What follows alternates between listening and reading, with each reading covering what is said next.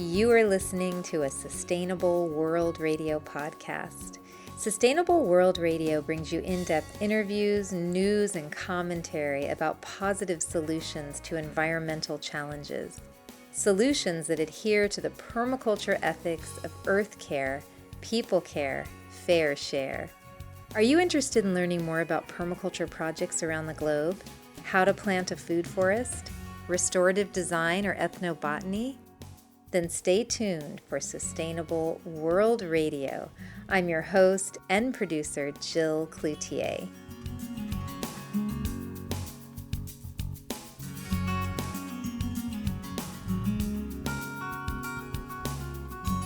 My guests today are Lisa, Owens, Viani, and Alan Fish. Today we'll be chatting about raptors, the amazing birds that we share this beautiful planet with.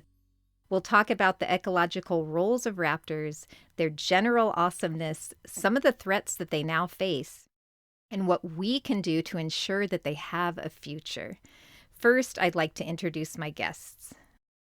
Lisa Owens Viani is a longtime environmental writer and wildlife advocate. Lisa co-founded and directs Raptors Are the Solution, a project of Earth Island Institute. Raptors Are the Solution educates about the ecological role of raptors and the enormous dangers that they and all wildlife face from the wide use and availability of anticoagulant rat poisons. Raptors Are the Solution partners with other agencies, scientists, municipalities, and NGOs to work toward eliminating these toxic rodenticides from the food web. Lisa was honored as the Fund for Wild Nature's Grassroots Activist of 2021, and she received a Special Achievement Award on behalf of raptors from the International Owl Center in 2018. Alan Fish has been the director of the Golden Gate Raptor Observatory since its founding in the mid-1980s. The Golden Gate Raptor Observatory is a 4-decades-old community science program of the Golden Gate National Parks Conservancy in cooperation with the National Park Service, and it's set up to monitor the largest migration site for birds of prey in the Pacific Flyway.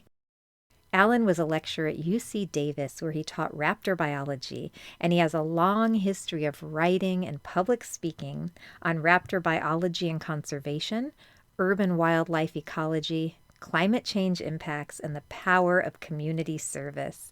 Alan was awarded Bay Nature's Environmental Educator of the Year Award in 2016, and Golden Gate Audubon honored Alan with the Elsie Romer Award for Conservation in 2020.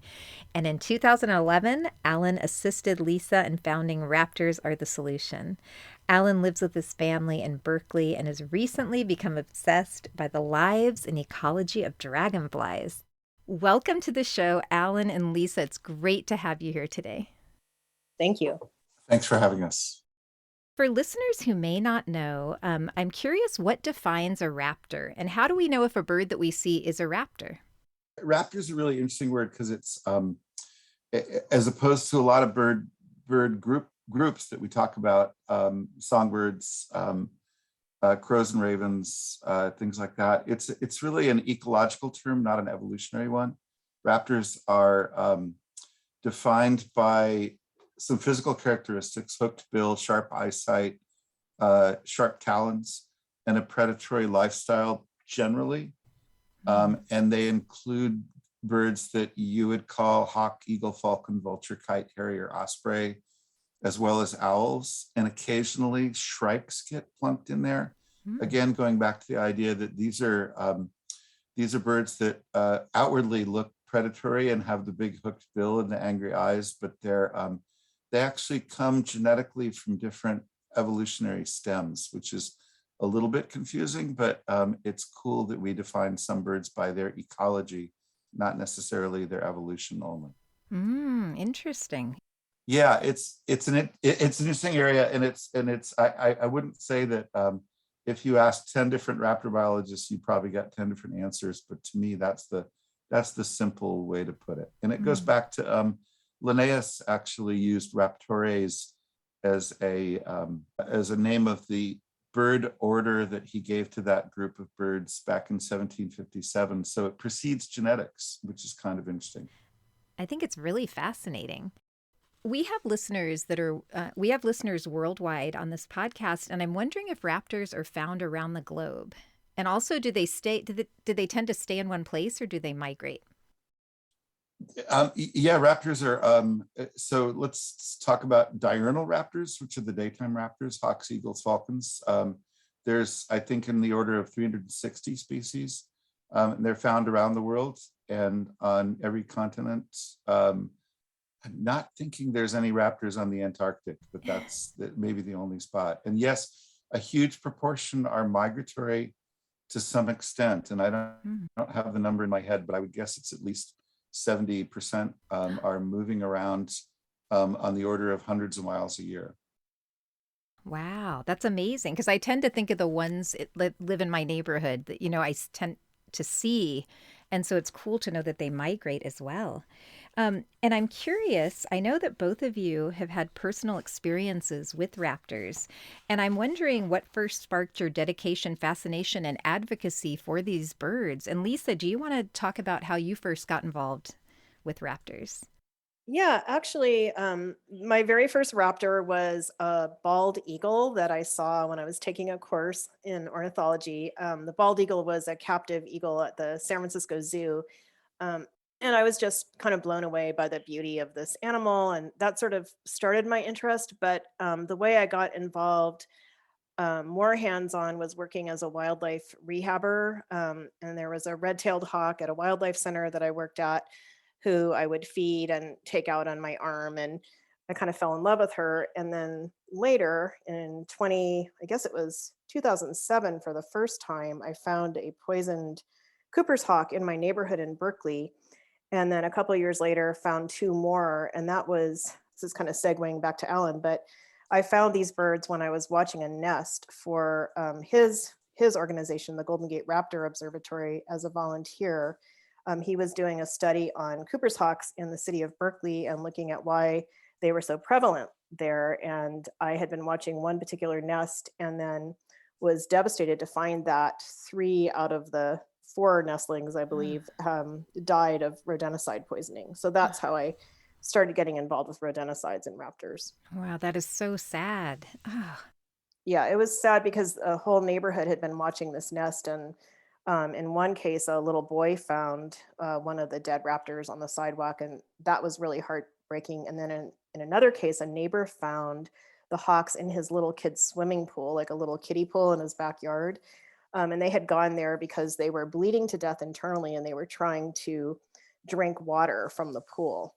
And so I had all of these bodies tested by UC Davis, and they all came back positive for several different anticoagulant rodenticides. So that's how this all started. wow. And for listeners who don't know what rodenticides are, we're going to be discussing that and focusing on that actually in this interview. It's just it's a tragedy that's happening all around the world in neighborhoods. And so I hope we are going to learn some things that we can do to help raptors. So Alan, what about you? How did you first get started with this type of bird and dedicating so much of your life to raptors? Oh, it's wonderful when you get paid to do it. I had a really different a different startup. It's nothing too exciting, but trips to the junior museum in the neighborhood that I grew up with called Coyote Point in San Mateo, California, and just love affair with that huge yellow-eyed great horned owl in the chicken wire cage, and making repeat visits to my great friend Hooter over the course of years. And I actually tried for many years to drop the owl obsession that I had as a child, because people would call me Owlin, and it got a little too much defining my personality. And then by the time I got to UC Davis to be an undergrad, rediscovered raptors through the California Raptor Center, a rehabilitation center, and then did a series of field jobs, and in 1985 began work coordinating at the Golden Gate Raptor Observatory. And that's when your fascination and your love for these birds could come to the forefront, and you could be proud to be an owlen. That's right. No more shame Yeah. involved. Yeah, you're absolutely right. Oh, well, before we talk about the challenges that these birds are facing, I would love just to spend a few moments talking about the wonders of raptors. And so I would love it, Lisa and Alan, if you would each share some of your favorite raptors and why. I guess one of my favorites is the barn owl. I became fascinated with barn owls when I lived in Berkeley and would go out walking at night and hearing the young chicks that were just being fed by the parents. The chicks make this hissing sound when they beg for food, and I was walking with my partner one night, and she thought it was a little old man on a respirator making the sound, but it turned out to be these hissing baby barn owls. And so I grew obsessed with them, and I kind of started a movement in Berkeley to try to get people to stop chopping down the palm trees that they like to nest in. And the barn owl later became the Berkeley city bird, which was the least controversial thing the city of Berkeley has ever done. um, and so they're one of my favorites. But honestly, it's hard now because I've just grown sort of obsessed with all of them, and I live in a place now where I have red-shouldered hawks in my backyard all the time, and I love them all. So it's kind of hard to have a favorite, but they were sort of like my entry Hmm. raptor drug in a way, I guess you could say. Your gateway Um, bird. right, my gateway bird. Yeah. Oh, what about you, Alan? Yeah, it's we joke about having favorite raptors, but I'm fickle as anybody, and it changes all the time. And a friend of mine says his favorite raptor is the one he's looking at right then, Ah, that's and I perfect. understand that. But I think one of the birds that's kept me totally fascinated for years and years is a hawk very similar to a red-tailed hawk in size and shape called the Swainson's hawk. And Swainsons are found nesting across the grasslands of the Western United States from Central California out to the Dakotas and south to Texas. And then the entire Swainson's hawk species moves out of that range and migrates almost single file, but as a magnificent collective group that gets bigger and bigger as they move south in September and October, moving south through the coast of Texas, down the ridge lines of the Sierra Madre, funneling into Veracruz, Mexico, the first week in October, by the hundreds of thousands in the sky at once. Wow. They have million hawk days in early October at Veracruz, Mexico, which is one of the great raptor migration sites in the world. And then they spread out once they hit South America. They spread out across South America, mainly into the Argentinian pampas. And they're there for what you and I would call our winter time. But in Argentina is, of course, the second summer. So they're moving 8,000 miles a year in order to be summertime hawks all the time. Wow. And that's some of the pictures of these birds on migration. It's worth looking up to see online. Some of them 10,000 in the sky at once look like that many bees, but they're the size of red-tailed hawks. They're magnificently large, beautiful, charismatic birds. Wow. I really learned something today. I always tend to think of raptors as solitary, nighttime birds. I'm thinking of owls, I guess. And that's just so amazing that so many travel at once. Actually, it's a really interesting point because many of the diurnal raptors, the hawks and eagles and falcons, are also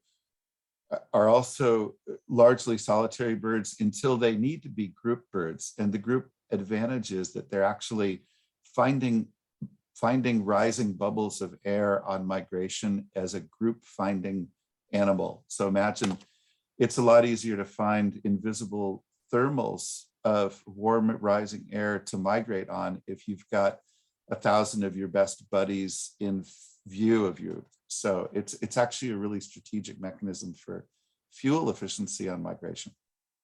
Oh my gosh. Well, it's just incredible. And this summer I had a really unusual and interesting experience with a raptor.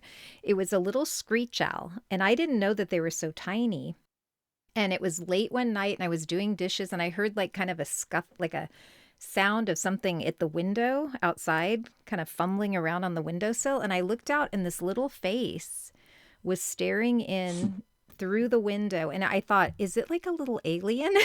Like, what is that little thing? And I thought, am I hallucinating? Like, and then it went below the window, and then I heard this sound like of scrambling kind of on the windowsill, and then it popped back up. So I called Kevin. I'm like, Kevin, come in here right now. And he came out. I'm all, do you see that? And he did, luckily.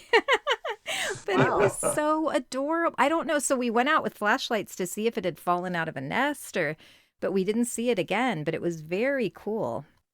That little face, they're tiny little owls. I had no idea. I'm curious what kind of habitat you're in. We're in kind of the suburbs, but there's a lot of trees around. And we did have, when we first, and this kind of brought me into this whole topic, was when we first moved in 5 years ago, you would be kept awake at night by owls. And the longer that we've lived here, the quieter it's gotten. And so there used to be quite a lot of screech owls here and barn owls. And now I'm not so sure, but there's a lot of oak trees and a lot of big trees around.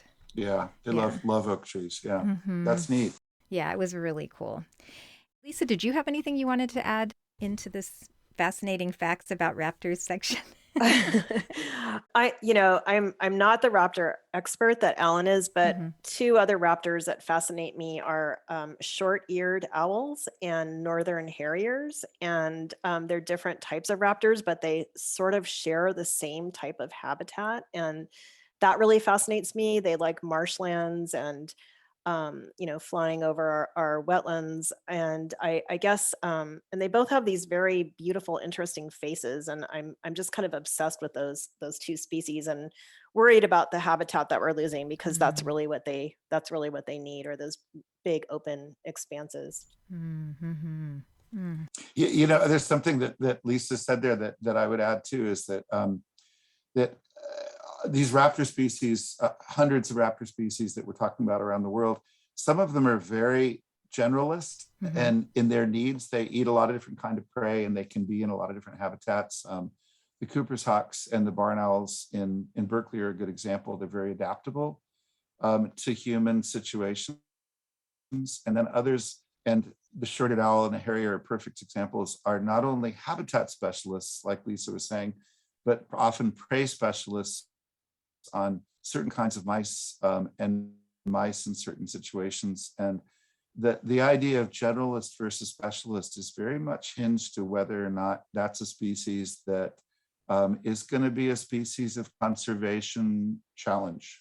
And I agree completely that harriers and short-eared owls are birds that are going to be very important to watch really closely from a conservation biology standpoint, to make sure that we provide the habitats and the prey species in healthy numbers that they need. Oh my gosh, I know. And that's something that we're going to learn about, how we can help ensure that these birds have a future today. And so let's chat now. I know you both founded RATS, the organization RATS, Raptors Are the Solution, in 2011. And I think, Lisa, you talked about this after Cooper's hawks in your neighborhood were dying from being poisoned. And can you share with listeners, we've talked about this a lot already, but what are rodenticides? We know they're used to kill rodents, but can you tell us a bit about, are they used worldwide, and what are the main ingredients in rodenticides?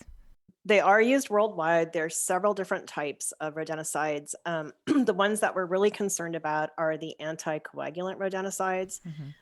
So there's some other ones that don't work the way anticoagulants do, and I'm not recommending those, but it's the anticoagulants that are causing all the problems with secondary poisoning of wildlife, not just raptors, other wildlife as well. There's two different kinds. They've divided them into what they call first generation and second generation anticoagulants. The second generation are the newer compounds that came out after it was thought that the first gen, that rats were becoming resistant to the first gen. I have my doubts about whether that's actually true, because they're still using the first gen, and why would they be using them if the rats were really resistant? So anyway, the second gen are actually designed to be much harsher, much stronger, and to kill a rat in one sitting. So they often call them the one feeding kills rodenticides. And basically what happens is the rat bleeds to death internally. And so they're blood thinners. So they're kind of like the drugs that are beneficial for humans. We want to thin the blood, but these are designed to literally wipe out the rodent by causing it to bleed to death. And so what happens is when a raptor gets a hold of that rodent, it too succumbs or can become very ill or sick or weak or lethargic from having its blood thinned down to, water essentially. And so it's a horrible, just way to die. And I feel like it's a very unfair thing to be doing to these, incredible birds. So again, I don't recommend using any type of poison, but there are other poisons that are not based on this blood thinning capacity that seem to be less harmful to other animals.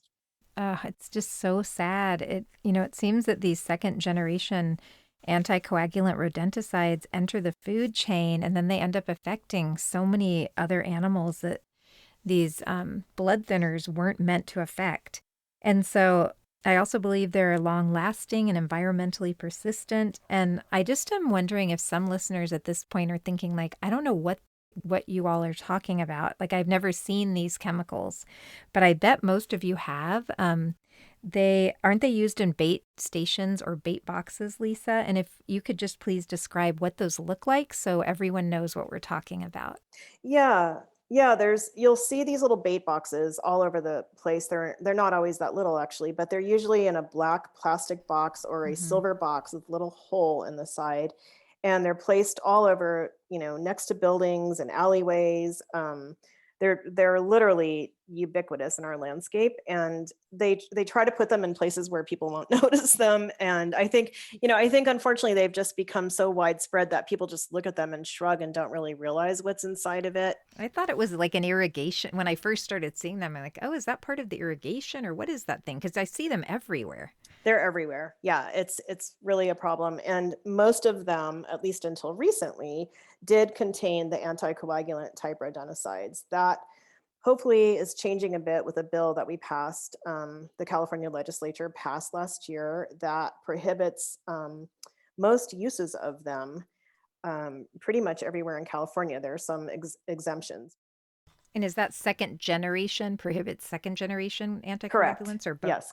No, correct. Second gen, the first gen are still allowed to be used. And there are two other types of poisons that might be in those Mm-hmm. boxes as well. So you really have to actually get up close and look at the box and see what the active ingredients are. And, that's not something most people are super interested in doing. But if you do see one and you're concerned, you can always take a photo of it and email it to us and we can help you identify what it is. Because if it is a second gen, it should be reported to the county ag commissioner in the county where you live. And I think Raptors Are the Solution, has an activist toolkit We online do. that you can find at raptorsarethesolution.org. So that's exciting news for people who want to become a crusader for raptors. And can you kind of guide us through? So say your rat is hungry and it sees the bait box.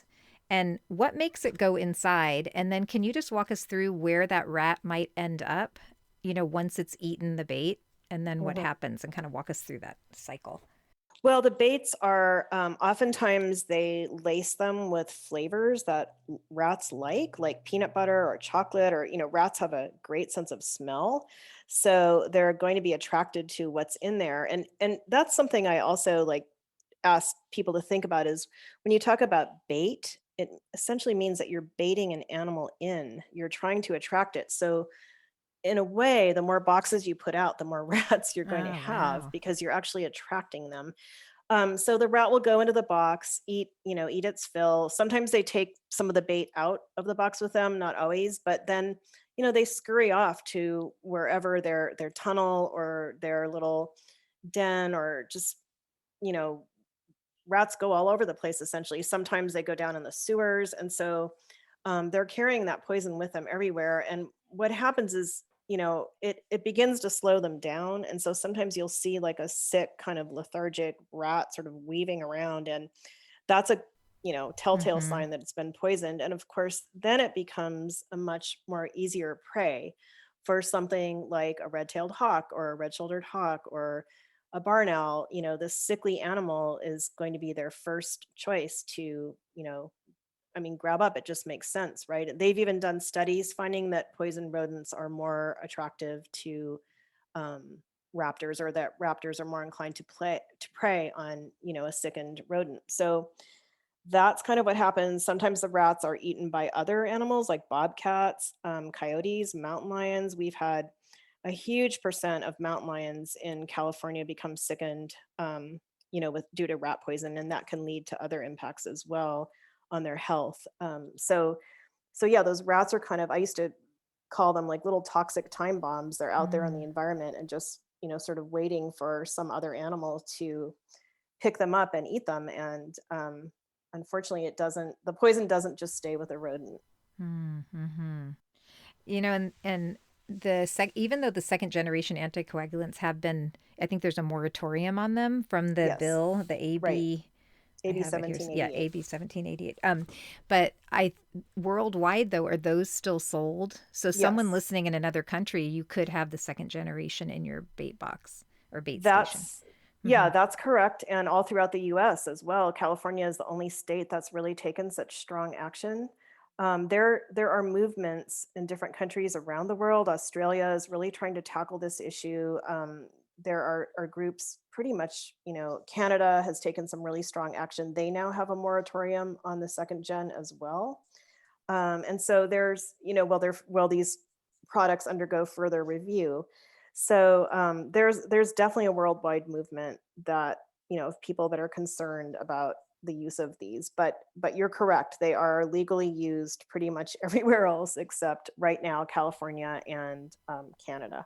Wow. And Lisa, I can still go to the great state of Amazon also, and Right. not the rainforest, but the ink, Uh-huh. and buy second generation in You large quantities as well. You Yeah, can? Oh, you wow. have to buy them. The only way to buy them online, like if you try to buy a small package online from Amazon, for example, and you live in California, it will come up with a prohibited, this product is prohibited where you live. But if you were to say that you're a farmer or something and buy like huge quantities, you can do it. It's Mm. a horrible loophole, and it's one that we probably need like federal action on, to try to close that down. It's just the internet. You can buy all kinds of things that aren't legal, and so it's really an unfortunate loophole. Wow. And so people really need to know that rat poison actually equals like wildlife poison in a way. Yes, it does. Yeah, it really truly does, and that's one of the sort of slogans and mantras that we've used on some of our public education ads. And it's kind of startling, but it's also true. And then what are the signs of so rats will eventually die from this, but what are the signs Yes. of rodenticide poisoning in non-target um, animals? Well, it kind of depends, if an animal, it depends on the animal and its body size and all kinds of things. But we've seen an animal as large as a black bear Mm. become poisoned and die from a very small amount of anticoagulant. So that's the tricky thing about these. They haven't found like hard and fast rules about exactly what amount will kill which Hmm. species. It seems to be very dependent on the individual animal, but oftentimes what we've seen is that if, for example, there was a great horned owl in San Luis Obispo that had a minor wound on one of its legs. The owl ate some poisoned rats. I don't know how many, maybe two or three. And that wound then caused the owl to literally bleed to death. Ah, And the owl was feeding its nestlings poisoned rodents as well. And the nestlings also became sick. And I believe those nestlings went to a rehab center, and I think they were able to treat them with vitamin K therapy, and the nestlings survived.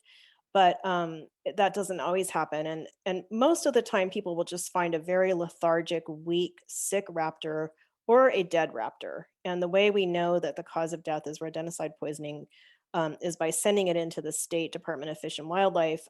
They will test the bodies and find out exactly what shows up in the liver, and that's how we know. it is horrifying when you start reading about this. The rodenticide induced mange, these poor coyotes and the Yeah. bobcats and it's just really sad and horrifying. Well, I think what it comes down to me, you're right about the Hmm. mange too. That's another impact because what the rodenticides do is they actually weaken the immune response. And so, a lot of these animals aren't necessarily dying, but they're becoming weak, they're becoming sick. It makes them more vulnerable to other causes of death. And so I guess what the question for me that I like to ask people is, do we want healthy wildlife or do we want weak, sickened wildlife, in our communities? And I think I know the answer. I don't think any of us want, to see sickened wildlife, and that is what's happening. So it's an issue of health of wildlife and also health of the ecosystem. I don't think we want an ecosystem that's been polluted with poison. So it really comes down to that, and it's asking us to make better choices, really. The main angle is really interesting too, because we have just scratched the surface of what Lisa's talking about between mange and sublethal impacts. We do not have much research going on in the world about what's really happening in the biochemistry of these wildlife species. We don't know much. And right now, the default is sort of like, well, if we don't know much, then it's probably not a problem. And that's really not true. The animals that are being brought into rehab organizations, actually our local San Rafael Wildlife Rehabilitation Group, Wildcare, did a several-year study of checking every potential rat predator that was brought into the organization at the cost of about $100 per animal, was tested over the course of about 2 to 3 years for rodenticides, and the numbers were at about 80%. And it was, as Lisa mentioned before, it was things you'd expect, like bobcats and foxes and coyotes and red-tailed hawks and great horned owls. It was also rattlesnakes and black bear and puma, and it's just a tremendously large number of animals that are suffering different kinds of sublethal effects. And the mange that we know about in Southern California, bobcats and pumas is just the surface of what we know about the mange problem. We suspect it may be happening in great horned owls and red tails and golden eagles and burrowing owls as well, but we don't have the research going on yet in order to really understand that on a comprehensive level.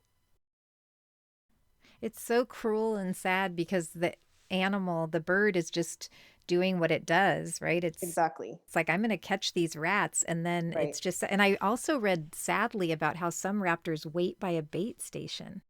They have been known to do that. There was a red-tailed hawk in San Francisco at a Safeway store that would perch outside a bait box and just wait for poisoned mice to come out of it. And I don't know what the fate of that particular hawk was, but we've heard many stories like that. So it's not, they're smart. They see a food source and they have no idea that their food source is poisoned. I would also like to interject that Hmm.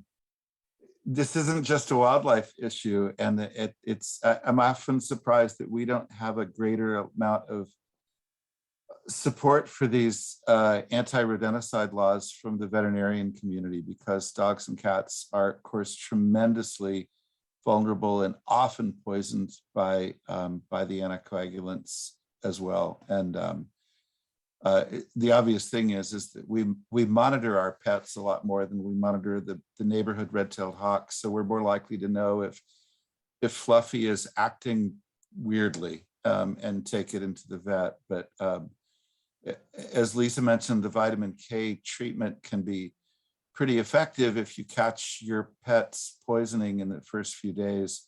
But if you happen to miss it or are not paying attention, you'll miss that. And of course, the likelihood that you're going to know whether your neighborhood red tail has been poisoned, it may not happen until you find it lying in a pool of blood on the corner curb. So, but the pet problem is should be something that has more of an outcry. I'm often surprised by that. Lisa, I don't know if you have any thoughts on that.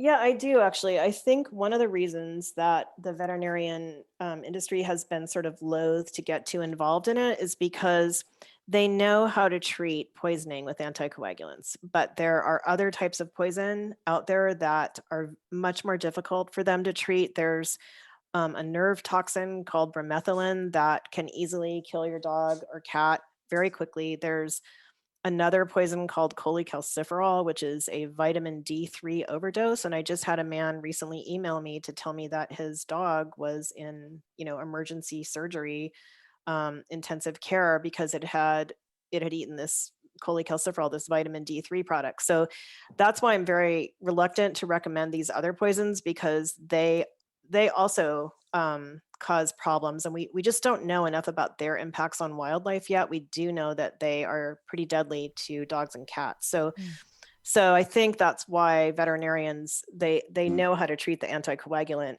type poisoning, and it's almost like they prefer that because they know what to do. But it has been disappointing that we haven't had more support because they also see the downside of that Mm. for sure. And I believe children too, right, have also ingested Yes, and it rodenticides. tends to happen in sort of low income communities where, oftentimes there are rodent problems and these anticoagulants are put out and children get into the bait, become very ill and end up in the ER. And we haven't heard, I think there have been a few children who have actually died, but for the most part, they're able to treat the little kids and bring them, back to health. But it's not something for you want to have happen to your child, that's for sure.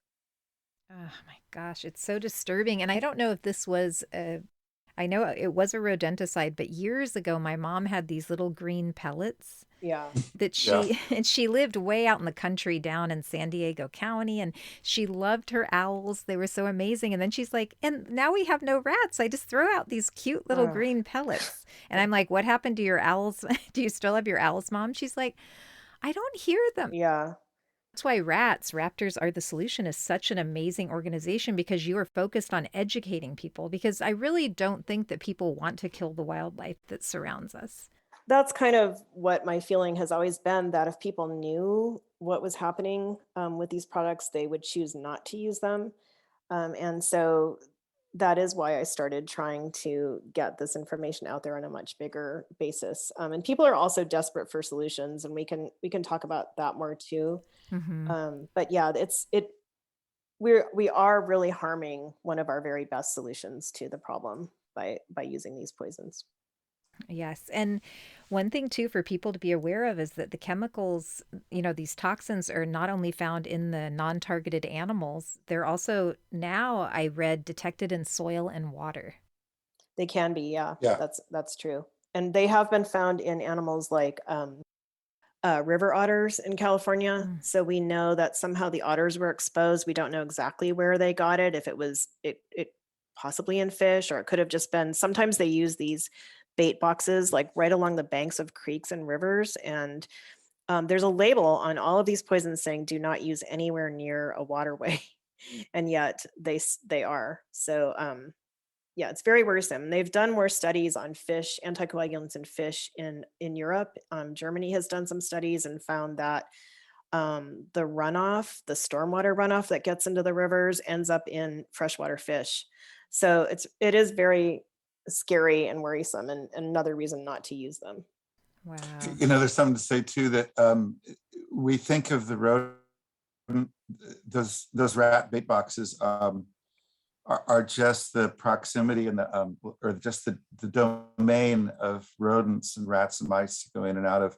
That's not true. We know that invertebrates, insects, probably slugs and snails are all potentially moving in and out of those boxes and potentially carrying, as Lisa called it, the time bomb of the poison in their bodies outside of those areas. So Ugh. it's been surprising over the last few years to get reports of raptors that don't eat rodents, like peregrine falcons, have actually been found with anticoagulant in them, and they're getting them from small birds. So there's clearly a bunch of, let's say, poisoning routes, and I'm looking for something like food webs that Mm-hmm. come from not just rodents but also insects and invertebrates that are getting in and out of those spate boxes with chemicals as well. And I think for people to grasp the numbers here, I know there was a study in the Santa Monica Mountains, and I believe 92% of bobcats, 83% of coyotes, and 94% of mountain lions were exposed to these anticoagulant poisons. So it's very ubiquitous. And I think we know what the problem is now, and I think we can talk about solutions, which will be great. And I do find this whole discussion so strange because it's like the overgrowth of rats is caused partly by the lack of predators, but the Exactly. poison that we put out to control the rats kills their predators. And so it's like Yeah, this vicious cycle that goes nowhere. exactly. Yeah, you really hit the nail on the head there. One of the most promising solutions that's out there right now is a product called Contrapest. It is essentially a birth control for rats. It's not a hormone. It doesn't sterilize the rat. It only basically what it does is it knocks back their fertility. So it knocks back their numbers. It reduces their numbers. Right now, homeowners can buy this product and use it themselves. It used to be only available through professionals, but it's not easy to use. Right now, it's only a liquid bait, and it involves some care. You have to put it out in a tray and continually use it. So it's not ideal, but it is a promising product. And I know that some scientists, the scientists who actually invented the product, two women actually, are working on a solid bait formulation of it. So the point being that we can probably help control rat numbers and knock them back without poisoning the entire ecosystem with help from this product.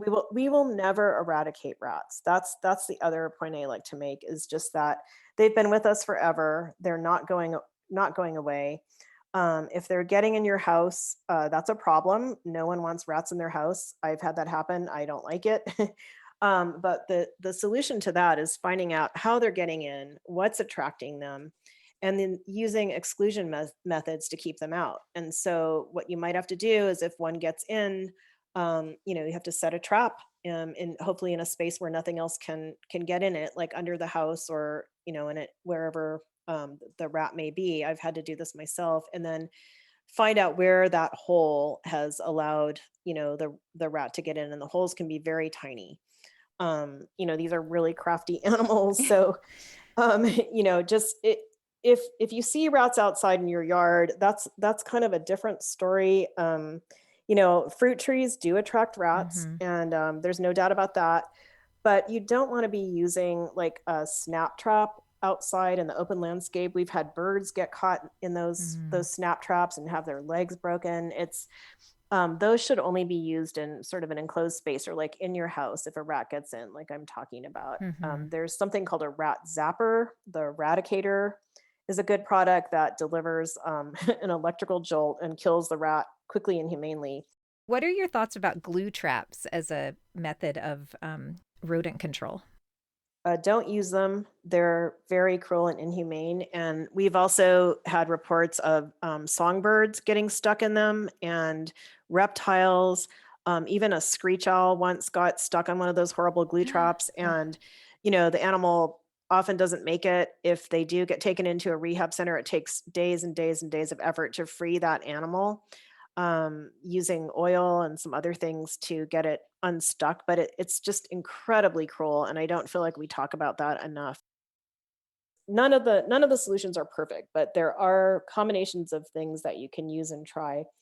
And rats are very smart, so if you have a trap or a zapper, you need to change up the bait. So the advice that I was given is start with something that the rat likes, and dummy bait the trap. So don't set the trap at first, and get it used to coming there, and then um, you know then setting the trap, and setting the batteries and everything. So that's something. Of course, there are people who don't think that we should be killing any rats, and I'm sympathetic to their feelings. I don't like killing things either, but if you have, an apartment building in downtown Oakland, and especially in a low income situation, you have to control the rats. They can cause diseases and problems, but it's just that we have to make better selections about what to use to do that.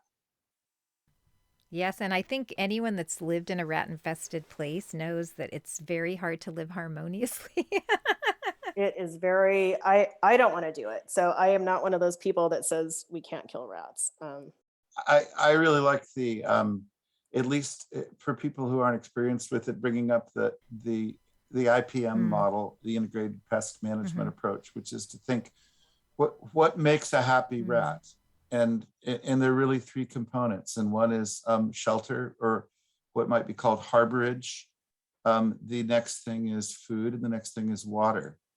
And if you think about what you're providing in your situation, and I would never presume to tell a sheep rancher how to control rats in his or her situation. It would be, their own experience is the best tool that they have of what are they providing in the way of feed that's not being eaten by the sheep and is being picked up on the side.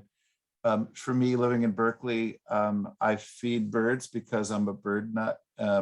And I know every time a little bit of that feed falls on the ground that I'm adding to my rat problem, and asking myself, well, what can I do to better keep track of the bird seed that I'm throwing out and the water in my pond that I'm providing? And harborage tends to be in a place like, I'm imagining a lot of Central California areas, tends to be things like heavy foliage ivy, usually with woody stems. Vines are wonderful rat areas. Rats are trying to stay cool, and staying cool under a canopy of English ivy or German ivy, or even periwinkle or rosemary. Those are all they're fun, beautiful foliages and hedges for us to have around, and they're fantastic rat support systems as well. It also gets into the idea that you have to work with your neighbors. You can't just pretend that there's a fence line that stops the movement of rats, from neighborhood to neighborhood. It's really it's a regional thing, and you really have to work kind of on a neighborhood level, both to get rid of the rat poisons, but also to make sure that your invitation for rats to live in your neighborhood isn't as friendly as you. And you might not be thinking about that, but that's essentially what we do. Is we provide fabulous spas and hotel opportunities for rats to live with us, and we have to figure out how not to do that. And it's so funny. I'm not going to put this in the interview, but when we first moved in here, there was this giant debris pile of like palm fronds in our backyard, and the landlords are like, "Could you just, if you ever have time, we'll pay you to take it." Because you can't compost the palm fronds. And so Kevin spent the whole afternoon with his friend loading it up in his truck. And then our neighbors, like 2 days later, were like, geez, there are so many rats in our... I felt so... I didn't say a word. Like, God... He caught like 12 rats already. It's crazy. We don't know what happened. I'm just like, oh my God. Jill, I think you need to put that in the podcast. Okay, let's talk a bit now about people that have dealt with their rodent problem without using rodenticides. And I imagine this would be much harder in an agricultural situation or situations dealing with food. We do have some success stories. We do have a list of about 10 different examples. One actually was a restaurant where this restaurant in, I think it was in Santa Cruz, put up an owl box, a barn owl box, and the barn owls essentially took care of their rat problem. Wow. I realize not every restaurant can do that, but it was kind of an amazing story. And I can send you the list of kind of success stories, but we had one like a community college down in it wasn't San Mateo, I'm not remembering, I don't have it right in front of me right now. Anyway, there was a community college that the students, there was a great biology teacher there, and some of the students worked with the teacher, and they went to the maintenance crew and said, hey, can we switch from these, poison bait boxes to traps? And evidently they did it, and it was successful. It was De Anza Community community college, sorry. And so we have some examples of that. Pepperdine University in Southern California was another one that switched from bait boxes to traps. There have been several like that. And then we do have examples of businesses and others that have done that as well. There was the food co-op in Davis that used to use poison, and we got them convinced to switch to traps, and I believe that's been successful for them. They also had a family of barn owls living right next door, so that's why we were concerned about the poison. So there are numerous examples. And so one thing that you just mentioned about the restaurant are owl boxes. And I think that was kind of the hip thing, at least down here, where it was like, yes, just get an owl box and all your rats will be eaten away. The problem is that we have had an owl box, but no one has moved in yet. I think it's a little too close to the house and the lights. But I Yeah. did notice after going to your website, the Raptors Are the Solution website, that you really stress that you have to have all the neighbors on board with not using Yeah. rodenticides. And I was on a walk, maybe a year after we put in the owl box and noticed a bait station right at our neighbor that's like 10 feet away. So I'm kind of glad the owls did not move in. But can you talk a bit about Yeah. owl boxes? And I think they can be very effective. They can be, but your point is well taken that if your neighbors are using poison or anyone, a barn owl has a hunting radius of about a mile. And so if anyone within that area is using poison, that owl is going to be at risk. So barn owl boxes are fun, and they're fun to make. They're a great activity for kids, but they're not a panacea. And there is no guarantee that the owls will move in. So I usually, we used to give them out as awards to people, and if a neighborhood banded together and enough people rallied and committed to stop using poison, we would give them an owl box. And I still like that idea, but again, I think a lot of people were disappointed if owls didn't move in. So I can say from my own experience that I moved to Northern California about a year and a half ago, and I put up a barn owl box, and no barn owls have moved in. Instead, a family of flickers has moved in. So I'm actually thrilled with that. They're like, this is so roomy. This is great. Right. Yeah, they're very happy with it. Lisa, do you know about the group Flickers Are the Solution? Your new project. That's very it's a new project. It's for ant control. Yeah. It was born here on this podcast. I'm so proud. Right here. I like it. I'm going to do it. But there aren't any guarantees, and I know there are some thoughts about like the direction the owl box faces. Like ours is facing north, and I was just told, oh, it really should be facing east. But now that I've got these flickers in there, I'm not going to mess with it. So. But anyway, it just, it definitely depends on your location. And again, I don't, if your neighbors are using poison, I wouldn't recommend putting one up, I guess. Vineyards have been successful in putting owl boxes in, and that can help with the rat problem. Yeah, there's been a lot of success with vineyards, especially in Napa and some of the other North Bay areas. And I think a lot of them are so thrilled with their results that they have sworn off using poison. So that's really a good trend. And it sounds like it's a multi-pronged approach. Owl boxes are great. Exclusion and sanitation. Get rid of the ivy and other, condos that the rats like. Yeah, Clean up your bird seed if you can. And pet food, I think, was another thing. So it sounds like it's many different ways to deal with rats. And I'm not anti-rat by any means. I just don't want them in my house. Exactly. No, that's a totally reasonable philosophy. And you're right. It is a multi-pronged effort. And, some of the products and things I mentioned earlier can be really helpful, but we will never eradicate every single one. Let's just keep them out of our houses. It might seem overwhelming to people, like, oh my God, I have to do those 43 things in order to get rid of my rats. I think the real truth is all of those things are going to provide a healthier, safer, environmentally more kind habitat in your neighborhood and in your situation. So it's sort of like climate change solutions. It's all good stuff that we should be doing anyway, and that we should be taking better care of our neighborhoods. And the rats and the rat poisons are just this kind of this top layer of, well, we could do this pretty simply. And the checkoff sheet to get this stuff done is actually not very long. You just have to pay attention to what, again, the population of rats need in order to proliferate, and then diminish that.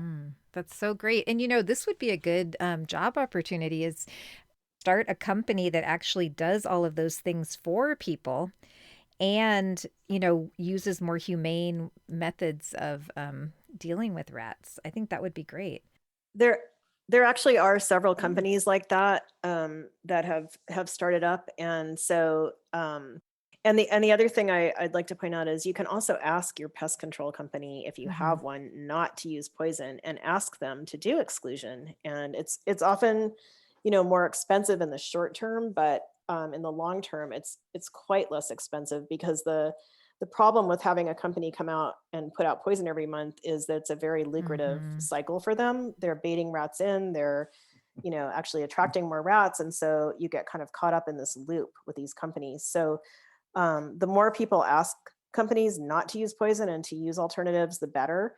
The one thing I will say, just as a note of caution, is that some pest control companies are not truthful with the public, and they tell them things like, oh, this product, it only harms the rats, not the wildlife, and or this product will only work at night, or some other ridiculous thing.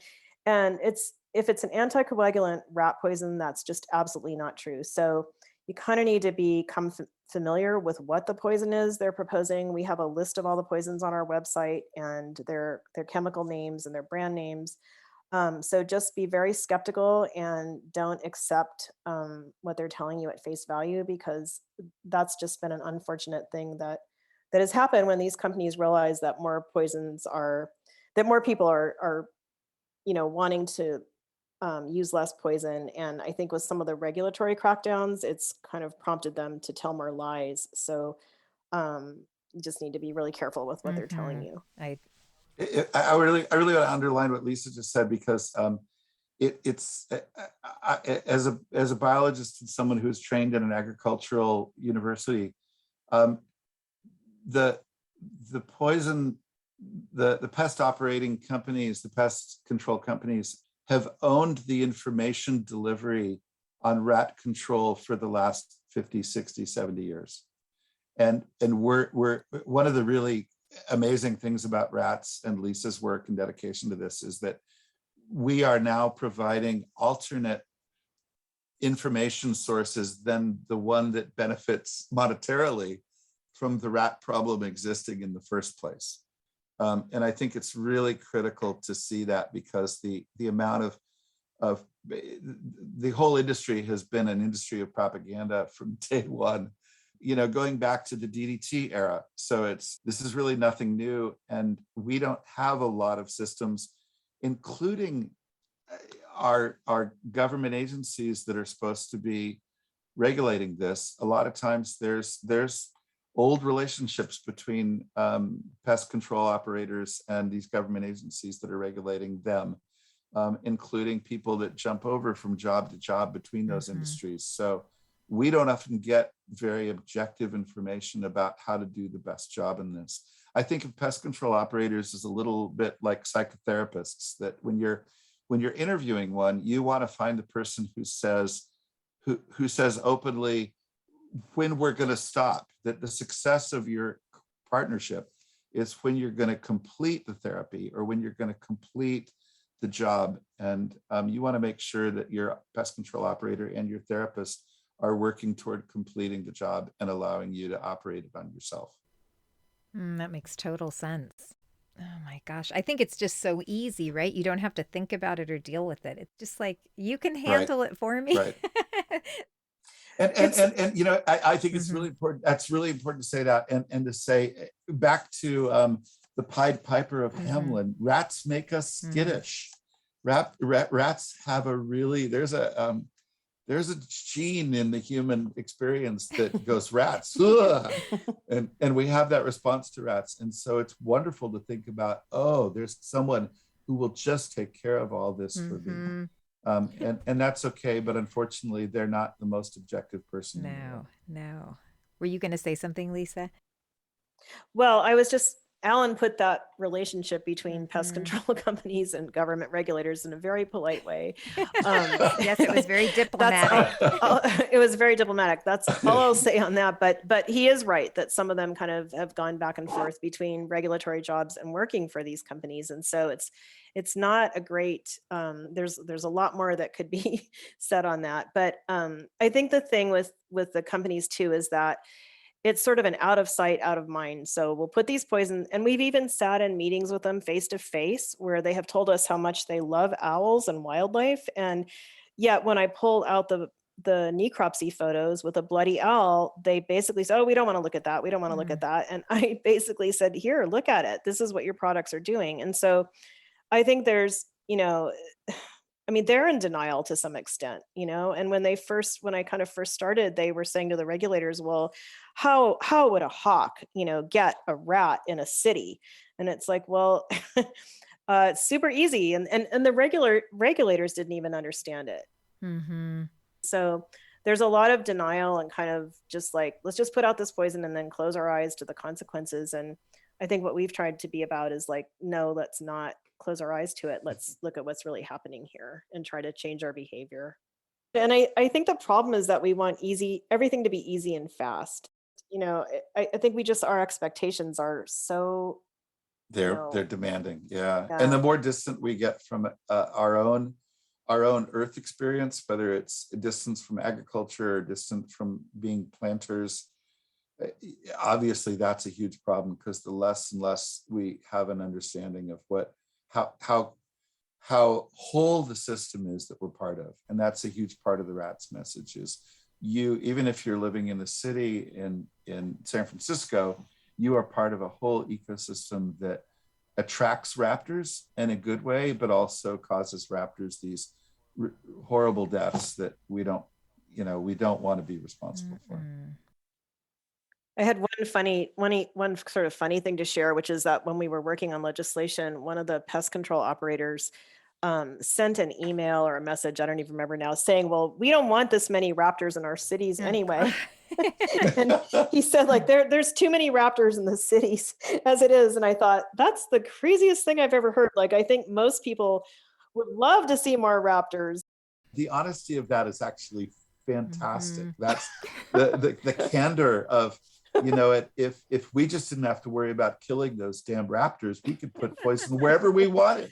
Exactly. And it would be fine. Really, that was his philosophy. well, also, I guess I'd have to say, like the Cooper's hawk that Lisa was referring to, the Cooper's hawk study that we did in Berkeley, the big oh wow of the 80s and 90s was raptors are nesting in inner city areas. And we both hear it all the time, red-tailed hawks on skyscrapers and peregrine falcons and Cooper's hawks, and red shoulders and barn owls. And there's these niches that they're finding. 30 years ago, that wasn't really happening to the same degree. But because cities are becoming more, let's say, habitat diverse, canopies of trees are growing up higher, parklands are held in higher esteem. Amazing people are daylighting streams that used to be culverts. There's a lot of really important stuff that's happening in cities in order to making them more ecologically balanced. And that's really exciting, except if you're a 1950s pest control operator where you could handle the sterility of cities was actually a really important part of the whole combination. And the rug has been pulled out from under those poor people. And we're now saying, no, we want a different kind of city. We want a city that has raptors in it. I think ecology, if that was taught, and well, I won't go on my rant, sorry. Right. No, you're right. And we always get down to this same point. Alan and I always get there. So is there anything else that we didn't chat about today that you want to add to share with listeners? I guess I sort of added my, question what you're told by a pest control company, because they're not inclined necessarily to tell you the truth right now, because it's really a very lucrative business. And so I think, again, if there's a rat, if rats are getting into your house, that's one thing. And definitely that problem has to be dealt with, but it can be dealt with without poison. And mainly it's figuring out how they get in and why are they attracted. We have a whole handout on our website about that actually, and offering some alternatives. So I guess that I've made that point before, but that would be my main kind of takeaway, I think. I think we've said enough too about this, but I keep thinking about as a consumer, and I have a rat problem, and I walk into my Ace Hardware and I see what the options are, and I think, whoa, out of sight, out of mind. I could buy a bait box and stick it in a corner and never have to worry about. And we didn't quite talk about this, but the beauty of the bait box in a homeowner situation is that the rat is, as Lisa talked about with the Cooper's hawks, the rat's inclination is to go resolve its problem of being thirsty. An anticoagulant makes an animal thirsty. And it in order to resolve the thirsty, it goes outside of your house to find a source of water. Right. So from a rat poison perspective, it's kind of brilliant, because then you don't have the rat dying in your wall, and then you have to take apart your wall when it stinks to high heaven. So anyway, I'm thinking about going into the, and I think more and more for us to be able to express that when you purchase rat poison, as opposed to a snap trap or something that kills the animal outright, that you're actually walking out of the door with not a raticide, not a one raticide, you're walking out the door with an ecocide that's having this ripple effect of death in your neighborhood for a whole lot of organisms. And Bet, what you said before, Jill, about we need to train our children to think about an ecological system that they are part of, not in control of, and how to be the best steward is not to walk into Ace Hardware and buy an ecocide and throw it on the ground. That's a great thing to end on, is that we aren't in control of the ecological system that we find ourselves in. We are actually part of it, and that our actions have wide impacts on the world around us. Yeah. This has been fun, Jill. I know, it's been really fun. I've Yeah. really enjoyed it. And in a weird way. if you, yes, it's not a fun topic, No, actually. it's not. But you two made it interesting and fun. Yeah. If you want more of Alan and Lisa, you can visit raptorsarethesolution.org to, there's a treasure trove of educational resources, an activist toolkit, information on how to start a chapter, and much more you can find online. And then is the website the best place for people to reach you, or do you want to include anything else? People can email us at raptorsarethe@gmail.com. Well, thank you so much, Alan and Lisa, for your time and your work and dedication to this cause. Thank you so much. You're very welcome. I'm so glad you had the interest and fortitude for this topic, and we really appreciate you, delving into it and getting the word out. Ditto that. Thanks for helping us speak to the world. Really appreciate it. You've been listening to a Sustainable World Radio podcast. You can find us online at sustainableworldradio.com and also on iTunes. For more information about permaculture and ecology, visit the Sustainable World Media YouTube channel, where you'll find videos about permaculture, aquaponics, organic gardening, rainwater harvesting, and much, much more. Sustainable World Radio is a listener-supported program. If you like what we do, please consider making a donation to the show. I'm your host and producer, Jill Cloutier, and thank you so much for listening.